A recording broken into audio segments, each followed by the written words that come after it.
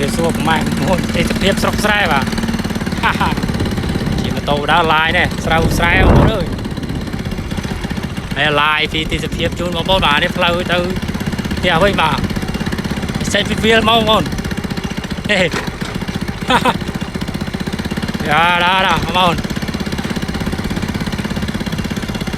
ដើមឈើបងប្អូនអានេះហៅថាឈប់សិនមកលុបល្អដល់មានហាងទឹកមានអីអានេះហៅថាសាលាឈរទៀនបាទនៅសាចំពោះអានេះតែម្រាមនៅមួយអានេះបើមានរឹងវិញបងប្អូនអើយដីលក់ស្រូលបាយបាទចាក់ស្រេបលហើយស្រូទៀតបាទមានផ្ទាំងសាលាមានអីហ្នឹងបងប្អូនហើយយើងកន្លែងនេះបើនេះពេលនេះវាអត់ទាន់មានទេពេលធ្លាក់ភ្លៀងមកមានមនុស្សបាទគេមកបាជីមកបាច់ឆ្នាំនេះច្រើននៅសម្រាប់ហ្នឹងបាទបងប្អូននេះកន្លែងណាម៉ូតូបងប្អូនវាមានបាពូស៊ីអីណាយកទេបងប្អូនគឺសាលារួមតែម្ដងបងប្អូនអានេះធ្វើថាខែប្រាំងបងប្អូនហើយបន្លាយទឹកនេះបងប្អូនដល់ពេលដែលទឹកទន្លេឡើងមកឡើងដល់ចុងភូមិឡើងពីនោះមកបាទឡើងពីវាលមកដែលវាហូរតាមបន្លាយហ្នឹងទឹកទន្លេទៅនៅចុងភូមិមក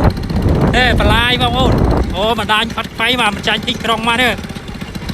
នេះតែចម្លាទៅបាទហើយនៅមានគោចងមួយពីរបាទរាំងឡើងចង់ងាប់ហើយបាទអើយទៅមកជើបងប្អូនចាំមាន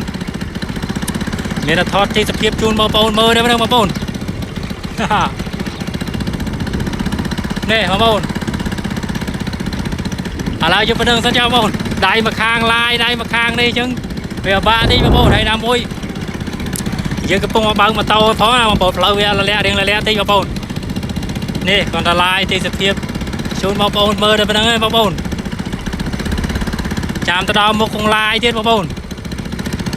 ប៉ុណ្្នឹងសិនចាបងប្អូន